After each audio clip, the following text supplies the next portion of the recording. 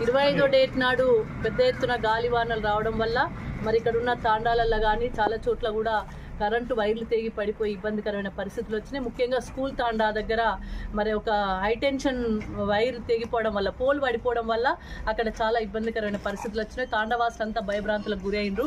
మరి అక్కడ electricity department వాళ్ళకి చెప్పడం వల్ల వాళ్ళు వచ్చి అక్కడ కరెంట్ ఆఫ్ చేయడం జరిగింది. మరి అలాంటి పరిస్థితులు రాకుండా, భవిష్యత్తులో ఇబ్బందికరమైన పరిస్థితులు ఉండకుండా ఎస్సీ గారిని కలిసి ఆ విషయం చెప్పడం కోసం తాండవాసులందరూ కూడా రావడం జరిగింది. ముఖ్యంగా ఏంటంటే అక్కడ నుండి లైన్ షిఫ్ట్ చేయాలని చెప్పేసి వారందరి కోరిక. గతంలో కూడా ఇటువంటి సంఘటన జరిగినప్పుడే మరి ఆ లైన్ షిఫ్ట్ కావాలని చెప్పేసి అధికారులను కోరడం జరిగింది.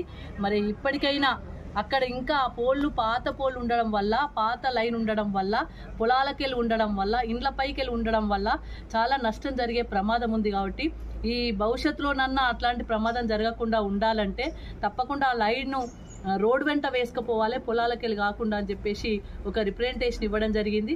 ఎస్సీ గారు కానీ మిగతా అధికారులు కూడా స్పందించడం జరిగింది. వారం రోజుల లోపల బడ్జెట్ శాంక్షన్ చేసి ఆ లైన్ షిఫ్ట్ చేస్తామని కూడా వాళ్ళు చెప్పడం జరిగింది.